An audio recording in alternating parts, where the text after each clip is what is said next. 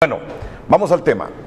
La comunidad científica que integra el panel intergubernamental de cambio climático de la ONU entregó esta semana un alarmante informe de 400 páginas respaldado por 6.000 estudios científicos que revelan que todo lo planificado en el Acuerdo de París para detener el calentamiento de la Tierra no es suficiente.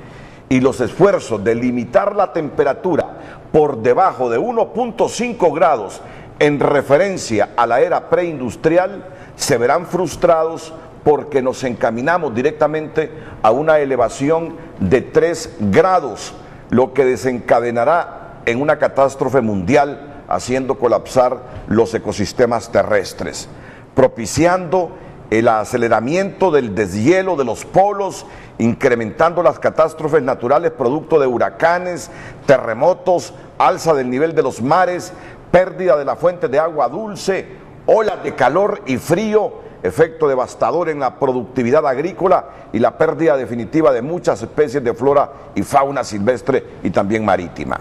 Después de recibir este desalentador informe científico, esta semana fue, ¿verdad, César? Esta semana, el lunes. Esto es actual. Después de recibir este desalentador informe científico, los delegados de los estados de la ONU lo estudian en reunión permanente desde el pasado lunes y hasta hoy viernes. El informe completo se conocerá oficialmente el próximo lunes. ¿Qué les parece? Pronóstico nada halagüeño para el planeta. Y cuando decimos nada halagüeño para el planeta, para nosotros, los casi 8.000 millones de personas que vivimos en el planeta. Y no tenemos ninguna opción todavía para ir a vivir a otro planeta. Así que es este y solamente este que lo podemos habitar. Y miren lo que se está proyectando. Bueno, comencemos con algo que yo sé que no va a separar a la gente de su televisor en este instante. Y la pregunta es igual para los 4 panelistas. Comencemos con doña Hilda Muñoz. ¿Qué significa una elevación de 3 grados más en la temperatura del planeta, doctora? Significa que la temperatura va a ser tan fuerte que todos nuestros ecosistemas marítimos, que todas las zonas que están ubicadas en el norte del continente, pues de hecho van a acelerar su descongelamiento, lo que traería como suceso que todas las ciudades circunvecinas que están cerca de allí, entonces van a empezar a colapsar. Sí. A colapsar. Y lo lamentable, lo penoso es que hay personas en el mundo, porque no vamos a decir que solo en Honduras, en el mundo que no quieren aceptar esa situación. Que no creen, doctora, que no creen, comenzando por Donald Trump. Entonces, ¿qué tenemos que hacer nosotros aquí como hondureños? Digamos, viendo nuestra situación, tenemos que empezar con una etapa de concientización y sensibilización con los niños. Con los niños. Estamos a tiempo de rescatar muchas cosas. Si nosotros enfocamos toda la atención con ellos, de nada sirve que me capaciten a mí, que yo ya estoy tal vez en las postrimerías de mi vida, ¿verdad? Y yo puedo estar muy motivada y todo eso, pero ¿y qué de los demás? ¿Y qué de los jóvenes que no entienden? Que no se puede arrojar basura en los ríos, en las cuencas de las quebradas, que no se debe quemar, que se debe cambiar tanto sistema de reforestación y todo eso. Tenemos que empezar con los niños y desde ahí el papel de la UNESCO. Formar y concientizar. Y no solo a los niños, junto con ellos los maestros, sí, y junto con ellos los padres de familia, las autoridades de cada una de las comunidades que nosotros tenemos en el país. Y entonces tenemos que actuar, pero actuar rápidamente. Afortunadamente tenemos nosotros muchos amigos cooperantes que nos están ayudando a atender este tema, que nos han abierto sus manos para que nosotros como educadores, hablo desde mi posición de educadora, podamos hacer algo en beneficio de nuestro país. Muchas gracias. Bonita, intensa y comprometida explicación. Tenemos suficiente tiempo para seguir así. Miren qué cosas, miren lo que ven en pantalla, ¿eh? Miren lo que ven en pantalla.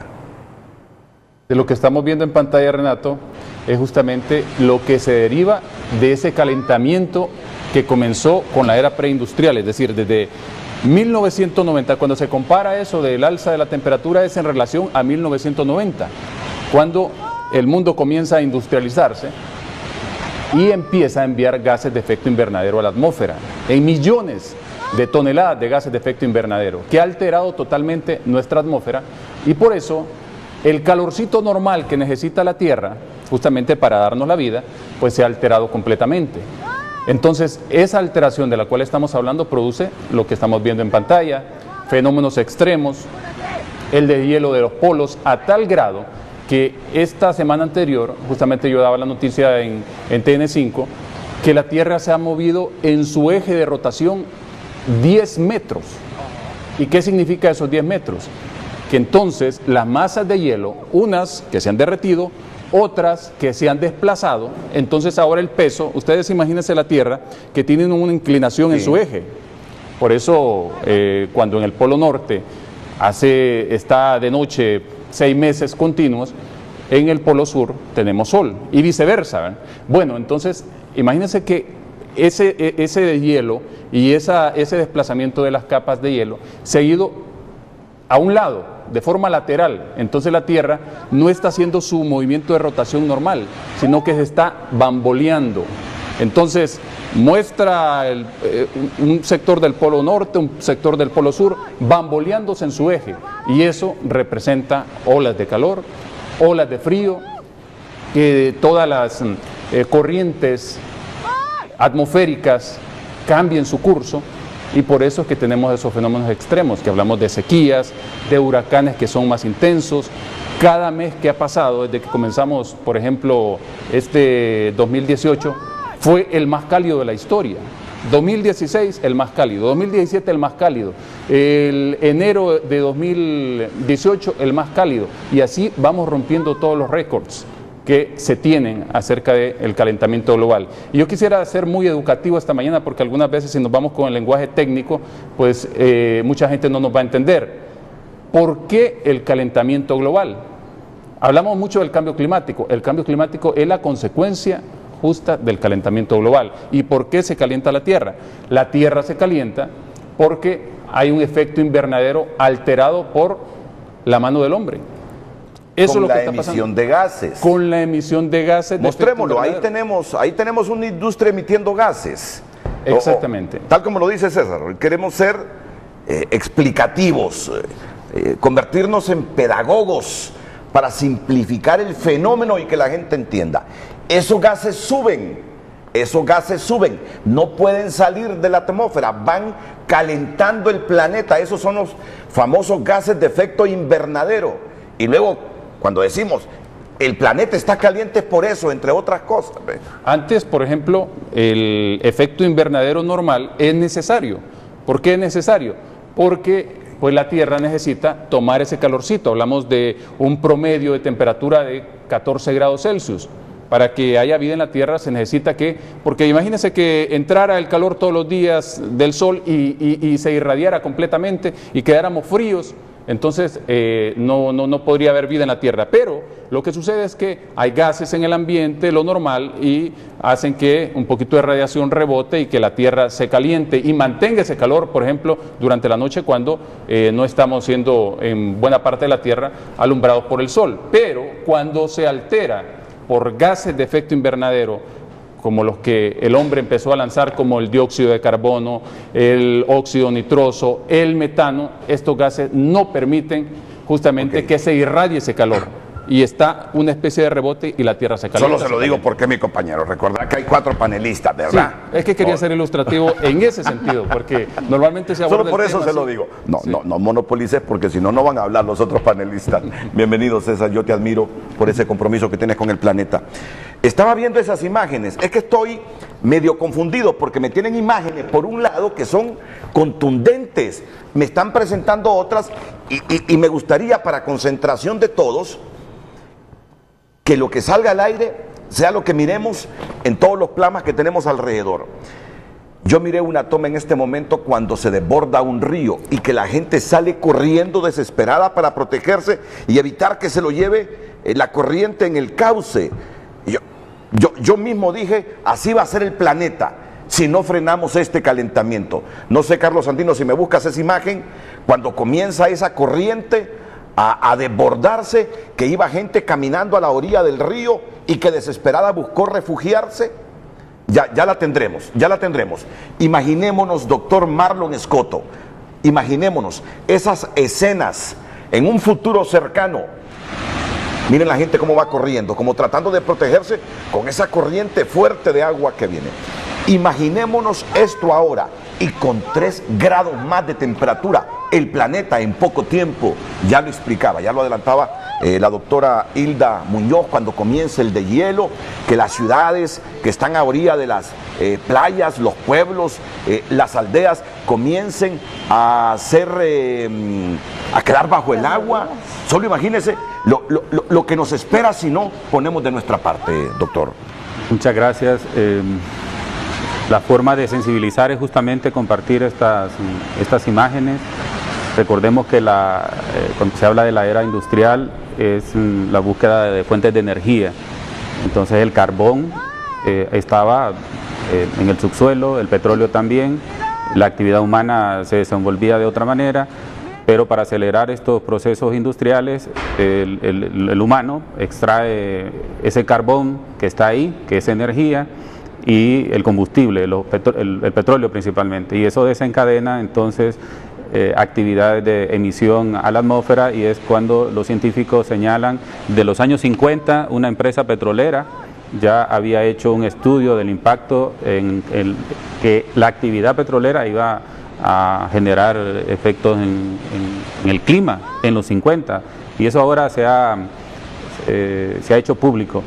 En el 2000 recuerdo que yo, estando en la Universidad Católica en Chile, nos llevó uno de los profesores a la zona antártica para que le ayudáramos a medir el retiro del hielo en la zona del Polo Sur. Y para mí era una aventura porque no había conocido tanta masa de hielo, pero era un trabajo muy duro. Pero todavía en ese tiempo no entendía por qué la ciencia y los científicos estaban midiendo y colocando marcadores de manera que cada año esas masas de hielo se iban retrocediendo, ¿no? Simultáneamente se ha ido midiendo también la temperatura. ¿Cómo impacta 3 grados de temperatura en tiempos cortos? Porque la Tierra ha venido sufriendo aumento de temperatura. Usted ya lo decía, por ejemplo, Cabo Camarón en Colón ya no existe, está bajo el agua. Ese es un accidente geográfico que conocimos todos en 3er grado, los que fuimos a la escuela, y ese ya, aunque los niños lo dibujen, ya realmente no existe. Y hay al menos 60 sitios o puntos en el Caribe hondureño donde el mar ha ingresado a aquellas zonas donde llegaban las barras de los ríos, como normalmente se le conoce, que son zonas donde cultiva la gente, como los garífunas, cultivan ahí la yuca, el plátano. Entonces eso va cambiando también los asentamientos, va cambiando la forma de producir alimentos, y eso va a generar migraciones internas. Ya hay migrantes climáticos en Nueva Zelanda. Existe un pasaporte de migrante climático, principalmente para los países islas, que el mar está aumentando su nivel. Y si usted recuerda, estamos cumpliendo 20 años posterior al huracán Mitch, ¿no? Vamos a cumplir en los próximos días. Y Honduras, de alguna manera, y otros países como Nicaragua, fueron objeto del famoso TPS. La gente no recuerda o no hace énfasis que el TPS nació como una forma de protección después de un evento catastrófico, de un huracán, y de alguna manera esto también va a reconfigurar la migración en el mundo. Honduras ya, entonces, desde hace 20 años tiene migrantes climáticos que, derivados del aumento de las temperaturas y otro tipo de eventos extremos, la gente tiene que moverse. Pero ¿qué pasaría en Honduras, para ser más concreto, si estos 3 grados centígrados no se revierten? Ejemplo, el corredor seco sería más seco, ¿no? El aumento de los incendios forestales, que cada vez son más agresivos, la disminución del agua superficial que la gente necesita para el consumo. Estas cosas son las que debemos utilizar para que la gente comprenda de mejor manera que todos también podemos tener una acción climática para revertir este fenómeno. Miren, en este momento estamos pasando un video de ciertos lugares de la Tierra, cómo eran en el siglo pasado, hace 50, 60 años, y cómo están ahora. Por ejemplo, y aquí ya voy a presentar a la doctora también, Ana Batres, porque nos trae imágenes específicamente del deterioro que sufre nuestro país. Ya verán ustedes los contrastes de estas imágenes que están en pantalla. Comencemos ahí, glaciar de Pedersen en Alaska, verano de 1917, miren. Verano de 2005, ¿cómo está? Mire esto, doctora Hilda Muñoz. Ya seguirá viendo otro. Mar de Aral, Asia Central, agosto de 2000. Agosto 2014, mire. Esas son pruebas contundentes. Irrefutables, César. Irrefutables. Lago Oroville, California, julio 2010. Miren ese lago. Agosto 2016. ¿Cuál lago? Wow. Se quedó el puente de adorno. Glaciar Carroll, Alaska, agosto 1906. Septiembre 2003. Desapareció también, ¿ve? Ya. ¿Quién puede negar esto? Lago Powell, Arizona, marzo 1999. Miren. Mayo 2014, ¿ve? Glaciar Bear, Alaska, julio 1909, agosto 2005. Una pradera. Una pradera.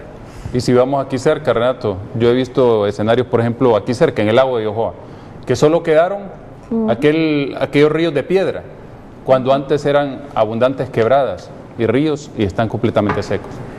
Eso que están viendo en pantalla, es la primera vez que lo miro, es irrefutable el deterioro que sufre el planeta. Irrefutable. Río Dach, Pakistán.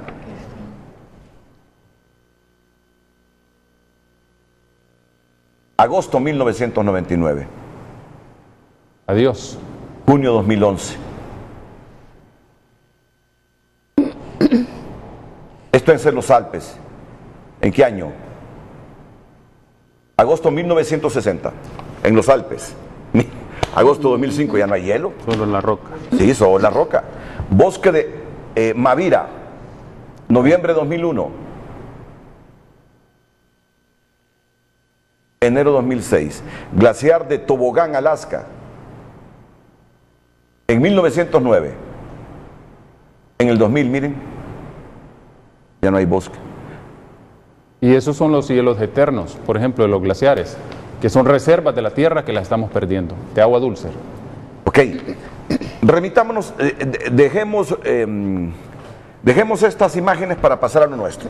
La doctora Ana Batres nos ha traído muchas fotografías que han sido hechas por sus compañeros de estudio, de trabajo, y en este momento nos las va a narrar, fuera de los elementos preliminares que quiere aportarle a la gente sobre el tema en mención hoy, que nos preocupa con lo que los científicos afirman, que si seguimos así va a aumentar 3 grados la temperatura en el planeta, doctora Batres. Efectivamente, don Renato, estas fotografías que les traigo el día de hoy son de participantes tomadas en territorio hondureño. Entonces, cabe mencionar la triste realidad que reflejan estas imágenes en nuestro país. Aquí podemos observar el lago de Yohoa, otra imagen también del lago de Yohoa, y más adelante podemos mostrar cómo se observa, este es un ejemplo de deslizamiento por las lluvias excesivas. Más adelante podemos demostrar algunas imágenes que enfocan incendios forestales. Observen cómo se mira la playa en tela. Es devastador, es lamentable. Es un concurso el que es. están haciendo, ¿verdad? Sí, este es un concurso de fotografía llamado Impacto del Ser Humano en el Ecosistema, el rostro del cambio climático. No estamos tratando la basura en cualquier pueblo de Honduras. Así es. Los promontorios de basura, de plástico, de botellas, de vidrio, antes de llegar al pueblo, porque no hay cómo reciclarla, cómo procesarla. Y es en todo el territorio nacional esto. Mire lo que vemos. Y el punto es que ya existe la tecnología. Entonces yo no me explico por qué seguimos con esos botaderos a cielo abierto que le llamamos vertederos y estamos contaminando. No hay una gestión de los residuos sólidos urbanos, de los residuos sólidos industriales, de los residuos sólidos rurales. No hay gestión de estos residuos y seguimos contaminando. Así es, añadiendo a esto, me gustaría comentar que estoy realizando mi clase de Salud Pública 4 en la comunidad de Ojo de Agua. Entonces, en la consulta llegaban los niños, los pacientes pediátricos, con una alta incidencia y prevalencia en infecciones respiratorias agudas. Cuando nosotros realizamos las visitas domiciliarias y preguntamos cómo desechan la basura ustedes, ellos todos en la comunidad afirmaban que la quemaban. Sí. Entonces aquí esa es la llave, la llave que abre la puerta al por qué hay tanta incidencia y prevalencia de las infecciones respiratorias. Con este asunto de la basura, todo lo que hacemos es para dañar al planeta.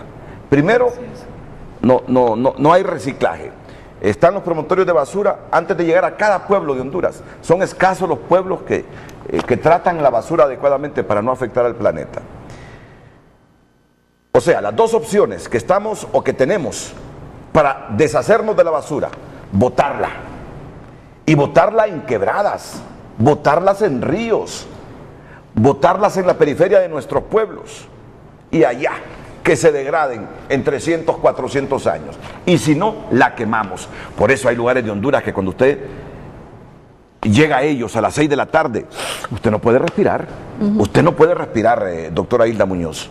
Así es, definitivamente. Y lo lamentable es, como se lo decía anteriormente, que no tenemos una cultura del aseo en el país. Es triste ver cuando ha pasado la celebración del aniversario de la capital y que el siguiente día habían compañías completas de aseo levantando aquella barbaridad de basura que nuestros compatriotas habían dejado esparcida a lo largo de todo el predio donde se hizo el evento. Digo yo, y si nosotros no tuviéramos quien recogiera la basura, si nosotros no pagáramos impuestos a la alcaldía para pagar ese grupo, el trabajo que hacen otros, ¿cómo viviríamos? Porque yo le diría, bueno, pero yo no anduve ahí, yo no tiré esa basura, que eso lo podría decir cualquier persona, pero es lamentable, no existe en el país una cultura de orden y aseo. Y por mucho que queramos nosotros hacer como maestros, como funcionarios, es lamentable. Tuve la oportunidad de trabajar con el doctor Marlon Escoto, siendo él ministro de Educación, y como tal era el presidente de la Comisión Hondureña de Cooperación con la UNESCO, y a petición de él, que se implantaran escuelas asociadas a la UNESCO en las zonas de biosferas, porque ya mirábamos aquel desastre que teníamos en Honduras. Entonces, eso me dio la oportunidad de ir a conocer diferentes lugares donde están las principales biosferas nuestras. Y cuando venía de Pueblo Nuevo, Subirana, en una gira, que ahí pusimos una escuela en dulce nombre de Culmí, para atender lo de la biosfera del río Plátano, hubo un momento en que estallé de la cólera, de la impotencia, al ver que los palitos recién sembrados estaban siendo arrasados por las llamas y yo no miraba ahí ninguna autoridad, nadie. Entonces me salí a tomar las fotos y dije, en cuanto llegue a la capital yo voy a hacer un reporte y yo lo voy a mandar a las autoridades correspondientes de lo que está pasando. No existe, no hubo respuesta en ese tiempo. ¿Qué pasó? A los 2 años nosotros estábamos sufriendo todo aquel desastre ecológico por la quema de los bosques que se había dado en aquel sector. Doctora, con su vehículo, váyase detrás de un transporte de pasajeros urbano o interurbano. Yo lo he hecho. Miren, da coraje. Sí. Si es que hay deseos de volverse agente de tránsito. Yo cuántas veces he dicho, quisiera ser agente de tránsito en este momento, ir a bloquear el paso de ese carro, subirme al carro y sacar al tipo o a la tipa que lanzó un plástico a la calle, un envase a la calle. Da coraje ver esto. Ese coraje yo lo he sentido varias veces, Renato, porque hay que capearse hasta los botes de plástico, pero se me pasa inmediatamente porque digo, bueno, ¿y qué puedo esperar de las personas si no tienen conciencia ambiental? ¿Y por qué no tienen conciencia ambiental? Porque no hay estudio del tema. Entonces, ¿por qué otros países, hasta en la Constitución de la República, han incluido ya el tema de cambio climático? ¿Por qué no lo hacemos nosotros? Como decía doña Hilda, es con los niños, con los jóvenes, ellos son los agentes de cambio. y nosotros tenemos que enseñarles qué es el calentamiento global, qué es el cambio climático, por qué no se debe contaminar, porque somos expertos para contaminar todo. Contaminamos el aire, contaminamos el agua, ahora salimos al espacio, contaminamos el espacio, está lleno de basura todo alrededor del espacio, contaminamos todo. Y lo peor que esto, Renato, es como un boomerang. Nosotros contaminamos y ese boomerang regresa a nosotros. Si contaminamos las aguas, los pececitos se acostumbran a comer plástico y después nos comemos los pececitos y terminamos contaminándonos. Entonces, por eso la expectativa de vida va cambiando. Mire, yo estoy preocupado. Usted decía algo. Más de 7.000 millones de personas en el mundo. La proyección del BID es que lleguemos ahí por los casi 10.000 millones de personas en el mundo después del 2050. Toda esa gente demanda recursos naturales, toda esa gente demanda comida, demanda servicios, entonces es una presión sobre el planeta que ya no aguanta. Hay una medición que, por ejemplo, en agosto de este año ya nos habíamos comido lo que deberíamos comernos en recursos del planeta durante todo el año. En agosto ya lo habíamos terminado, es decir que estamos viviendo de fiado, de crédito, estamos comiéndonos planeta y medio por año. Entonces, ¿cómo no me voy a preocupar? Y yo sé que la conciencia ambiental que yo tengo no la tienen muchos. Entonces, por eso, que usted decía que yo me oriento a estarme capacitando y también me oriento a estar dando conferencias, a compartir el conocimiento. ¿Por qué? ¿De qué sirve que nosotros tengamos el conocimiento y no lo compartimos? Hablamos con la doctora Ana de lo que ellos están haciendo con el Comité de Cambio Climático y me invitaba a una conferencia. Y le digo yo, con todo gusto voy, porque tenemos que concienciar. Entonces, por eso yo estoy como pez en el agua esta mañana y agradeciendo que usted haya tomado el tema, porque necesitamos hacerle sentir a la gente que el cambio climático es de responsabilidad individual. La gente está pensando, que la autoridad haga lo que debe hacer. No, hay responsabilidad del sector público, de los gobiernos, responsabilidad de las empresas, del sector económico, responsabilidad individual. ¿Qué estamos haciendo cada individuo? El cambio climático es responsabilidad individual. Claro, voy a ir a la pausa comercial, pero yo me imagino cómo está el doctor Marlon Escoto, porque él es el delegado presidencial del cambio climático. Sinceramente, doctor, yo con usted tengo confianza para decirlo en privado y en público. Hagámonos una autocrítica. ¿Qué tanto contribuimos los hondureños? ¿Qué tanto contribuimos los hondureños a reducir los gases de efecto invernadero? Yo sé que hay otros países, los industrializados, que ni siquiera se comprometen a firmar tratados para reducir la emanación de gases, porque priman su economía, sus negocios, que el buen estado de salud del planeta. Pero al final, yo no puedo quedarme culpando a Estados Unidos y a todos los países industrializados. Primero parto de mi país. ¿Qué hacemos nosotros? ¿Cómo estamos contribuyendo nosotros? Hagamos una autocrítica hoy.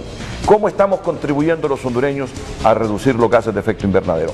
¿Cómo estamos contribuyendo los hondureños a no dañar la salud del planeta? ¿Cómo está nuestro comportamiento con la tierra? ¿Lanzamos o no la basura? ¿Lanzamos o no los plásticos, los envases de vidrio, cualquier lata a la calle, sin saber que eso nos va a dañar? Aquí tengo a un hombre